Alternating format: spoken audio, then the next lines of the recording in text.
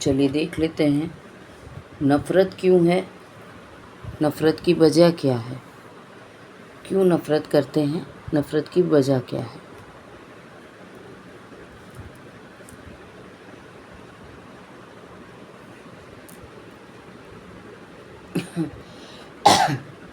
जिनकी हम बात कर रहे हैं वो आपके परिवार के लोग से नफ़रत क्यों करते हैं।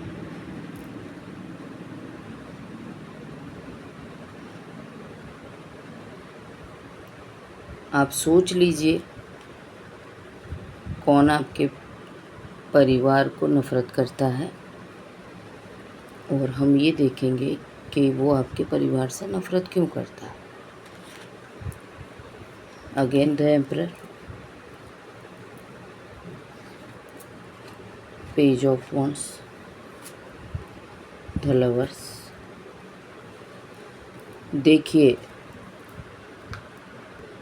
यहाँ पे ये निकल के आया है कि जो इंसान आपके परिवार से नफ़रत करता है उनको ऐसा लगता है कि आपके परिवार में जो पर्सन है वो कहीं ना कहीं आप दोनों के रिश्ते के बीच में आ रहे हैं। उनको ऐसा लग रहा है बिकॉज़ यहाँ पे द लवर्स की एनर्जी है और यहाँ द एम्परर की एनर्जी है, यहाँ पेज ऑफ वॉन्ड्स है।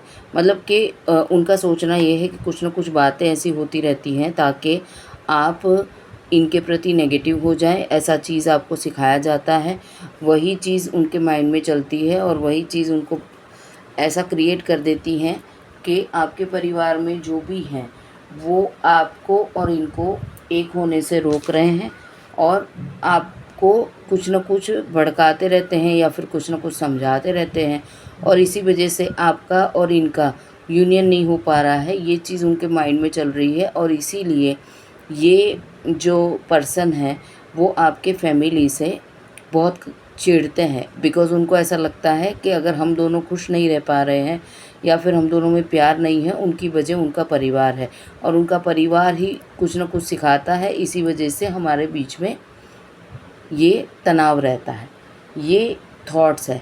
अगर हम इसको क्लैरिफाई करें, द एम्परर को क्लैरिफाई करें यूनिवर्स, हाँ द फूल, द लवर्स को क्लैरिफाई करें, द लवर्स को क्लैरिफाई करेंगे।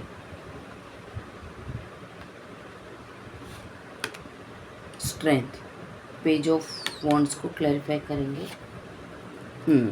सही, परफेक्ट, जो मैं बोला वही है। देखा, एस ऑफ वॉन्ड्स के नीचे लड़ाई झगड़े का कार्ड आ गया है, फाइव ऑफ वॉन्ड्स। मतलब उनको ऐसा लगता है कि आपको ऐसा सिखाया जाता है कि लड़ाई झगड़ा करो, आपको ऐसा सिखाया जाता है कि बॉन्डिंग जो है, जो स्ट्रेंथनेस है, जो आप लोगों का यूनिटी है, उसके अंदर आपका परिवार फूट डाल रहा है, ऐसी उनकी सोच है। और वो ये चाहते हैं कि ये जो एम्परर की एनर्जी के नीचे द फूल आया है, मतलब कि ये जो द फूल वाला कार्ड जो होता है वो अपनी मर्ज़ी का करता है, परिवार की नहीं सुनता है।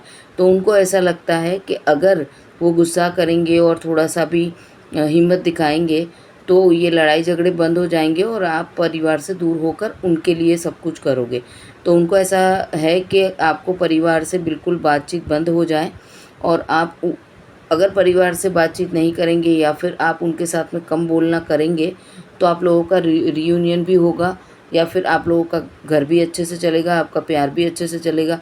मतलब कि एक माइंड में यही है उनके कि आपका परिवार आपको फ़ोन करके, मैसेज करके या फिर कुछ न कुछ ऐसी बातें सिखाता है जिससे आपका यूनियन ख़राब होता है, आपका बॉन्डिंग ख़राब होता है, आपका प्यार ख़राब होता है। ये चीज़ उनके माइंड में है, ठीक है। तो हम यूनिवर्स को ये पूछ लेते हैं कि अगर ये चीज़ें हो रही हैं तो उसका सॉल्यूशन कैसे निकालें, इस चीज़ का रास्ता क्या निकालें। यूनिवर्स मुझे बताइए कि ये जो सिचुएशन है कि एक बंदा ये सोचता है कि परिवार के लोग हम दोनों के बीच में आ रहे हैं और परिवार भी हमारा बॉन्डिंग तोड़ रहा है। अगर एक बंदा ऐसा सोच रहा है और उसकी वजह से, ऐसी सोच की वजह से दो प्यार करने वालों के बीच में दरार आ रही है, मतलब कि समझ लीजिए एज ए एग्ज़ाम्पल मैं लड़की हूँ और मेरा पार्टनर लड़का है और लड़का जो है वो ऐसा सोचता है कि लड़की के परिवार वाले कुछ न कुछ समझाते हैं, कुछ न कुछ सिखाते हैं, इसकी वजह से ये झगड़े होते हैं और हमारा मिलन नहीं होता, हमारा बॉन्ड नहीं बनता, हमारा प्यार आगे नहीं बढ़ता, ऐसा सोचता है। तो हम अब ये पूछेंगे कि अगर ऐसे हालात हैं, ठीक है, चलो कोई और रिश्ता है पार्टनरशिप का या ऐसा कुछ, तो उसका रास्ता अलग होता है। पर अगर आपकी शादी हो चुकी है या फिर आपके बच्चे हैं या फिर आपका बॉयफ्रेंड है, तो ऐसी सिचुएशन में आप इसमें से क्या सोच के निकलेंगे, हम यूनिवर्स को पूछ रहे हैं। 2 मिनट मुझे दीजिए, मुझे कुछ बोलना है जो मैं मन के अंदर बोलूँगी, ठीक है। 2 मिनट दीजिए और फिर मैं क्लैरिफाई करती हूँ कि उसका रास्ता क्या निकाल सकते हैं।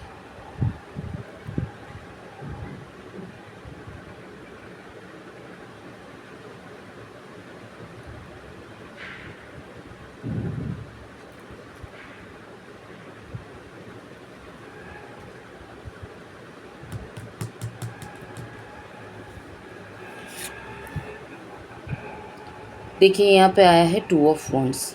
आपको एक्सपेक्टेशन कम करनी पड़ेगी कि ये बंदा जो है वो आपके कहने पे चले, ये एक्सपेक्टेशन आपको कम करनी पड़ेगी। दूसरी बात कि आपको 2 महीने का वेटिंग यहाँ पे आ रहा है। आपको कम से कम थोड़ा टाइम देना पड़ेगा चीज़ों को संभालने के लिए, क्योंकि जब ये चीज़ें धीरे धीरे सुधरेंगी तब अपने आप हालात अच्छे हो जाएंगे। मेन चीज़ यही है कि आपके रिश्ते के अंदर थोड़ी एक्सपेक्टेशन बढ़ गई है, आपकी भी बढ़ गई है, आपके पार्टनर की भी बढ़ गई है। और जब ये एक्सपेक्टेशन फुलफ़िल नहीं होती तो उनको ऐसा लगता है कि कोई ना कोई है जो आपको सिखाता है, समझाता है और आपको उनसे दूर करता है।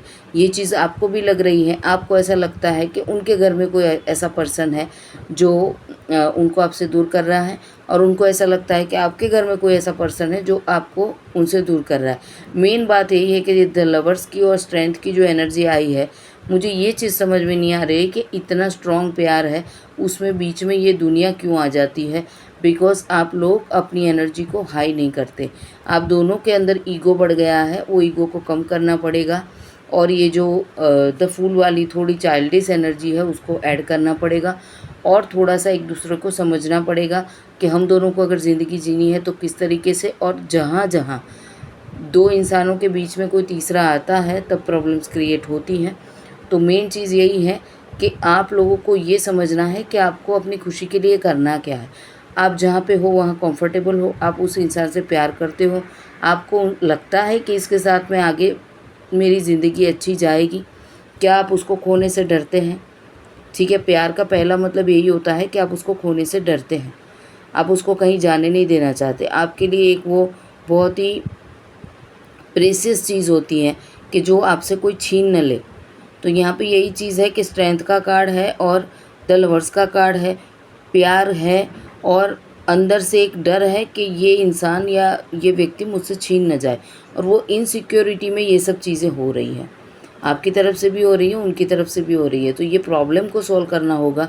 तो मुझे यहाँ पे 2 चीज़ें दिखी हैं कि एक तो आपको ईगो कम करना पड़ेगा, एक्सपेक्टेशन को कम करो, न्यू सिरे से अपने पेज ऑफ वॉन्ड्स का कार्ड है, अपने रिश्ते को नए तरीके से समझने की कोशिश करो, और जितनी ब्लैक एनर्जी है उसको कट करो और ग्रीन तारा मंत्र करो। ग्रीन तारा मंत्र करने के साथ साथ आपको ये एनर्जी छोड़नी है कि आपका रिश्ता जैसे पहले द लवर्स का था उस तरीके का, मतलब बहुत ही प्यारा रिश्ता, बहुत ही समझदारी का रिश्ता, वो बन जाए। ग्रीन तारा मंत्र मेरे चैनल पे अवेलेबल है, शॉर्ट में भी अवेलेबल है, लॉन्ग में भी अवेलेबल है। लॉन्ग में जो है वो 108 टाइम्स है, ठीक है, उसकी चैंटिंग करनी है। और आपको ये सोचना है कि जो हमारा द लवर्स वाला जो हमारा रिश्ता है वो वापस से बॉन्डिंग में आ जाए, और जो भी सर्कमस्टांसेस, जो भी लड़ाई झगड़े हैं वो ख़त्म हो जाए। पर आपको जो चीज़ ज़्यादा है उस चीज़ को बोलना नहीं है, आपको जो चाहिए वो चीज़ आपको बोलनी है। तो आप ये बोलेंगे कि आपका प्यार और आपका जिस तरीके का, जिस स्ट्रेंथ वाला प्यार था, वो प्यार वापस आ रहा है, और वो प्यार के बीच में जो भी सर्कमस्टांसेस है वो ख़त्म हो रहे हैं, ठीक है। और आप लोगों का प्यार पहले की तरह बहुत ही अच्छा हो रहा है। ये चीज़ को आपको एस्टेब्लिश करना होगा। हाँ, ये ज़रूर है कि जहाँ पे बातें बहुत ज़्यादा आगे बढ़ चुकी हैं, लड़ाई झगड़ा, मारपीट, पुलिस केस तक बात चली गई है, ठीक है, बार-बार आपको धमकी दी जाती है कि अगर आप ये करेंगे तो मैं ये करूँ, आप वो करेंगे तो मैं वो कर दूँ। तो वहाँ पे आपको अपने रिश्ते को ही पूरा समझने की ज़रूरत है, ठीक है। तो उस टाइम पे बात अलग आ जाती है कि लड़ाई झगड़े के एक्सट्रीम लेवल पे दुनिया भी देख रही है और इज़्ज़त का तमाशा भी बन रहा है या फिर पहले बन चुका है। तो वैसे केस में आपको शांति से ये सोचना होगा कि ये रिश्ता कितना चलेगा, बिकॉज़ वहाँ पे फिर डिसीज़न लेने की ज़रूरत है।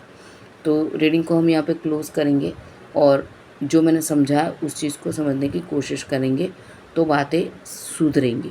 पर यहाँ पे आपको ग्रीन तारा मंत्र करना है। मेरे चैनल पे विश फुलफिलमेंट पे इन्फिनिटी का साइन बना हुआ है और इन्फिनिटी के साइन को यूज़ करके आप अपनी कौन सी विश पूरी कर सकते हैं वो मेरे लॉन्ग वीडियो में और प्लेलिस्ट में अवेलेबल है। हो सकता है कि आपके ये जो चीज़ें हैं उसमें ग्रीन तारा माँ मदद करेगी। और ये इन्फिनिटी वाला जो मैंने विश फुलफिलमेंट डाला है उसमें आप विश भी लिख के आप अपनी ये विश को चेंज कर सकते हो कि वही विश लिखो कि ये जो रिश्ता है, ठीक है, मेरे परिवार का और मैं जिस पर्सन के बारे में सोचूं उसका, वो रिश्ता बहुत ही अच्छा हो रहा है और प्यार बढ़ रहा है। ठीक है, तो ये चीज़ आपको करनी होगी। ओम शिव शक्ति। राधे राधे।